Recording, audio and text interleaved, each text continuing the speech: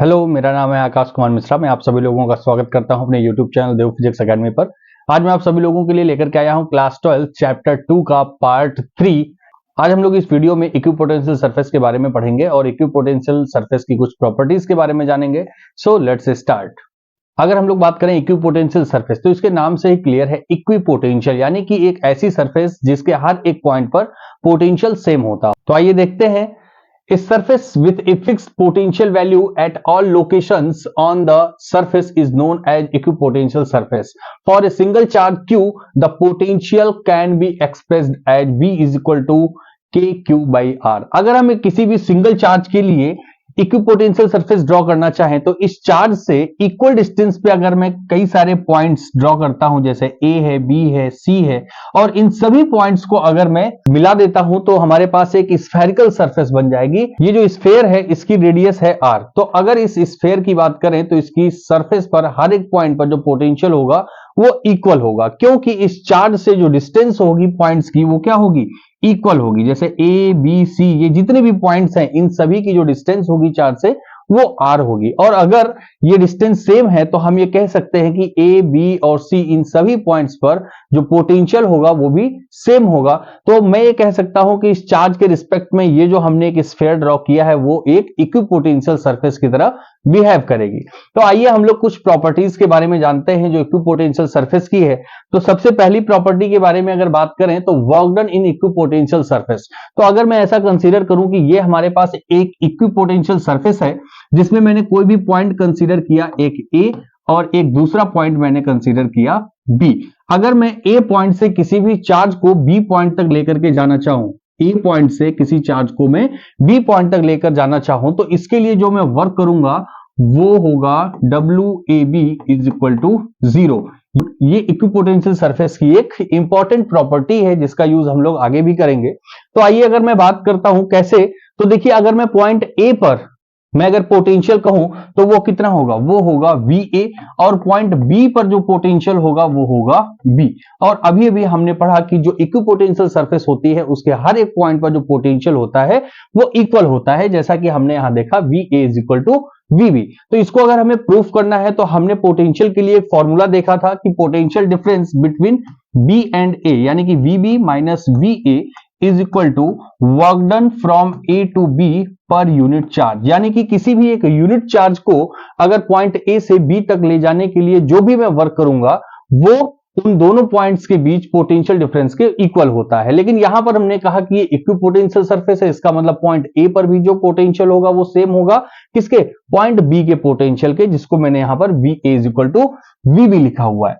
अगर मैं इस इक्वेशन के अकॉर्डिंग देखूं तो यहां पर जो हमारे पास वर्क आएगा कि work A to B upon Q is equal to 0, क्योंकि VB is equal to V A है। और इस कंडीशन में जो हमारे पास वर्क आएगा वो होगा WAB इज इक्वल टू 0।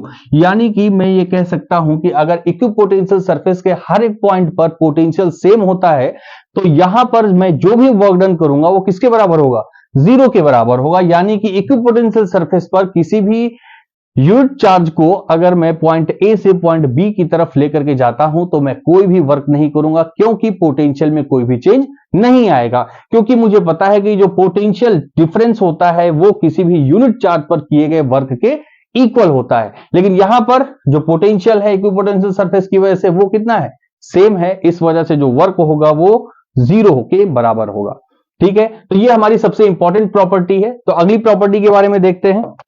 तो नेक्स्ट प्रॉपर्टी हमारी electric field lines to be perpendicular to equipotential surface. यानी कि जो इलेक्ट्रिक फील्ड लाइंस होती है वो इक्विपोटेंशियल सरफेस के परपेंडिकुलर होती है। तो आइए जरा हम लोग इसको भी प्रूफ करते हैं। देखिए हमने कहा कि ये हमारे पास एक इक्विपोटेंशियल सरफेस है और इस पर मैंने कोई भी दो पॉइंट्स कंसीडर किए, point A and point B. Point A पर मैंने कोई भी unit positive test charge consider किया जो कि 1 कूलाम के बराबर है।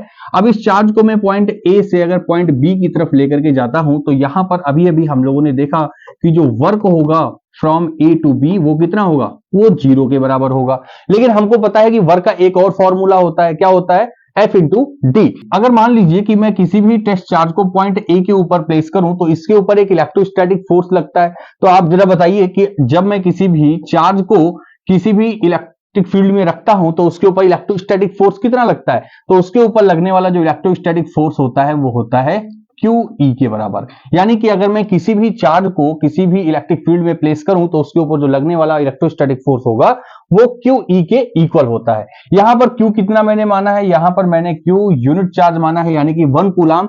तो मैं कहूंगा कि जो इसके ऊपर लगने वाला फोर्स होगा वो किसके बराबर होगा, वो इलेक्ट्रिक फील्ड के बराबर होगा। यानी कि इस पॉइंट ए पर जो चार्ज मैंने प्लेस किया है उसके ऊपर जो लगने वाला फोर्स है वो किसके बराबर है, वो E के बराबर होगा। अब अगर मैं यहां से ए पॉइंट से बी पॉइंट तक वर्क कैलकुलेट करूं तो देखिए हमारे पास एक फॉर्मूला है वर्क का, work from A to B is equal to होता है फोर्स इंटू डिस्प्लेसमेंट। तो यहां पर मैं कहूंगा F इंटू डी आर, यानी कि एक स्मॉल डिस्प्लेसमेंट अगर मैं कर रहा हूं तो उसके लिए मैं कहूंगा F इंटू डी आर। अब इस F की जगह पर मैं क्या लिख सकता हूं, इलेक्ट्रिक फील्ड E को भी लिख सकता हूं, यानी कि मैं लिखूंगा E इंटू डी आर।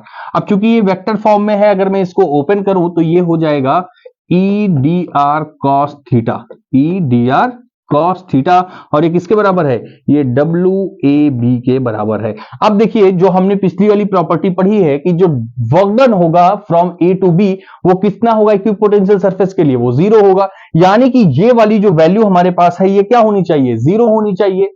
यानी कि जो E D R cos theta है उसकी वैल्यू कितनी होनी चाहिए, 0 होनी चाहिए। और ये वैल्यू 0 तभी हो सकती है जब कॉस थीटा की वैल्यू कितनी हो, 0 हो। जब कॉस थीटा की वैल्यू 0 होगी तो ये वाली वैल्यू हमारी 0 होगी, जिससे मैं कह सकूंगा कि जो वर्क होगा फ्रॉम ए टू बी वो कितना होगा, 0 के बराबर होगा। तो ये वैल्यू 0 किस कंडीशन में हो सकती है, जब थीटा कितना हो, जब थीटा होगा 90 डिग्री के। तो कॉस 90 की वैल्यू कितनी होती है, कॉस 90 की वैल्यू होती है 0। और अगर कॉस 90 की वैल्यू 0 होगी तो ई डी आर, ये देखिए यहां पर ये जो कॉस थीटा है या थीटा है वो किसके बीच का एंगल है, वो है इलेक्ट्रिक फील्ड ऑन डिस्प्लेसमेंट के बीच का। यानी कि ये जो इलेक्ट्रिक फील्ड है वो डिस्प्लेसमेंट के परपेंडिकुलर है। और हमारा जो टॉपिक है वो भी क्या कहता है, electric field lines to be perpendicular the equipotential surface. ये डिस्प्लेसमेंट में किसके लॉन्ग कर रहा था, इक्विपोटेंशियल सरफेस के लॉन्ग कर रहा था। तो और जो इलेक्ट्रिक फील्ड है वो उसकी कैसी होगी, परपेंडिकुलर होगी, क्योंकि यहां पर थीटा कितना आया है, 90 डिग्री आया। यानी कि मैं ये कह सकता हूं कि जो इलेक्ट्रिक फील्ड लाइंस हैं वो इक्विपोटेंशियल सरफेस के हमेशा परपेंडिकुलर रहती हैं। हमें यहां से रिजल्ट मिलेगा W A B is equal to 0, जो कि इक्विपोटेंशियल सरफेस की एक प्रॉपर्टी है कि उसके ऊपर कोई भी वर्क डन नहीं होगा, क्योंकि हर एक पॉइंट पर जो पोटेंशियल होगा वो सेम होगा। तो यहां पर देखिए ये जो थीटा है ये किसके बीच का एंगल होता है, ये थीटा है इलेक्ट्रिक फील्ड और डिस्प्लेसमेंट के बीच का एंगल है। यानी कि इन दोनों के बीच का एंगल 90 डिग्री है। और अगर 90 डिग्री है तो मैं ये कह सकता हूं कि जो डिस्प्लेसमेंट हो रहा है इक्विपोटेंशियल सरफेस पर और जो इलेक्ट्रिक फील्ड लाइंस हैं वो एक दूसरे के परपेंडिकुलर हैं। तो ये भी हमारी एक बहुत ही इंपॉर्टेंट प्रॉपर्टी है। तो आगे चलते हैं हम लोग। नेक्स्ट हमारे पास प्रॉपर्टीज ऑफ इक्विपोटेंशियल सरफेस। तो अगर हम पहली प्रॉपर्टी के बारे में बात करें तो पहला पॉइंट है हमारे पास equipotential surface for a point charge concentric spherical shell. देखिए किसी भी अगर पॉइंट चार्ज के लिए हम कंसीडर करें इक्विपोटेंशियल सरफेस तो वो एक कॉन्सेंट्रिक फॉर्म में होती है, क्योंकि देखिए इससे चारों तरफ एक इक्वल डिस्टेंस पर मैं अगर एक स्फेयर ड्रॉ करता हूं, देखिए यहां पर ये मैंने क्या किया, एक स्फेयर ड्रॉ किया जो कि इससे इक्वल डिस्टेंस पर है। और अगर इक्वल डिस्टेंस पर है तो हर एक जगह पर जो पोटेंशियल होगा वो कैसा होगा, सेम होगा, जैसा कि इक्विपोटेंशियल सरफेस की बात हम लोगों ने की थी। और अगर ये पॉजिटिव चार्ज है तो अगर इलेक्ट्रिक फील्ड की बात करें तो पॉजिटिव चार्ज के लिए इलेक्ट्रिक फील्ड लाइंस जो होती हैं वो किधर होती हैं, परपेंडिकुलर आउटवर्ड डायरेक्शन में होती हैं। ठीक है, electric field lines perpendicular outward direction में होती है। और देखिए जो हमारा अभी दूसरी प्रॉपर्टीज थी कि जो इक्विपोटेंशियल सरफेस होती है वो इलेक्ट्रिक फील्ड लाइन के परपेंडिकुलर होती है, वो भी यहां से प्रूफ हो जा रहा है। देखिए ये जो स्फेयर है इसके लिए ये जो इलेक्ट्रिक फील्ड लाइंस बाहर की तरफ निकल रही है वो परपेंडिकुलर है। ठीक है ना, तो वो कैसी है, परपेंडिकुलर है। सेकंड पॉइंट के बारे में अगर बात करें तो the equipotential surface is directed from high potential to low potential. Equipotential surface जो होती है वो हमेशा हाई पोटेंशियल से लो पोटेंशियल की तरफ होती है। अगले पॉइंट के बारे में बात करें तो it is impossible for two equipotential surface to intersect because two different equipotential surface have different electric potential. जैसा कि इस पॉइंट में बताया गया है कि दो इक्विपोटेंशियल सरफेस एक दूसरे को कभी भी इंटरसेक्ट नहीं करती हैं, क्योंकि दो डिफरेंट इक्विपोटेंशियल सरफेस के जो इलेक्ट्रिक पोटेंशियल होंगे वो भी डिफरेंट होंगे, जिसकी वजह से वो कभी भी एक दूसरे को इंटरसेक्ट नहीं करेंगे। तो चलते हैं अगले पॉइंट की तरफ। हमारे पास अगर कोई सिस्टम है जिसमें कि दो चार्ज हैं और उनके लिए हमें इक्विपोटेंशियल सरफेस ड्रॉ करनी है, तो जैसा कि देखिए यहां पर हमारे पास दो पॉजिटिव चार्ज हैं और इनके लिए हमें इक्विपोटेंशियल सरफेस ड्रॉ करनी है। हमको पता है कि जो लाइक चार्जेस होते हैं वो एक दूसरे को रिपेल करते हैं, तो यहां पर जो इक्विपोटेंशियल सरफेस फॉर्म होगी वो कुछ इस तरीके से बनेगी, जिसमें हम लोगों को दिखाई दे रहा है कि जो सेंटर है इस स्फीयर का वो इस पॉजिटिव चार्ज से दूर जा रहा है। और अगर यहां से मैं इलेक्ट्रिक फील्ड लाइंस की डायरेक्शन को भी दिखाना चाहूं तो वो भी दिखा सकता हूं, और वो चूंकि कुछ इस डायरेक्शन में होंगी, देखिए वो कुछ इस डायरेक्शन में होंगी जो कि एक दूसरे को रिपेल करती हुई दिखाई दे रही हैं, ठीक है ना, वो एक दूसरे को रिपेल करती हुई दिखाई दे रही है। इस तरह से हम इसको रिप्रेजेंट कर सकते हैं। अगर हम बात करें कि हमारे पास एक पॉजिटिव चार्ज है और एक नेगेटिव चार्ज है, तो इसके लिए जो हमारा इक्विपोटेंशियल सरफेस होगा वो कुछ इस तरीके से बनेगा, और जो इलेक्ट्रिक फील्ड लाइंस होंगी, क्योंकि यहां पर अट्रैक्शन होगा तो इलेक्ट्रिक फील्ड लाइंस को हम लोग कुछ इस तरीके से डिनोट करेंगे कि ये पॉजिटिव चार्ज से निकलते हुए कहां की तरफ, किधर की तरफ जा रही हैं, नेगेटिव चार्ज की तरफ जा रही हैं, ठीक है, यहां पर अट्रैक्शन हो रहा है।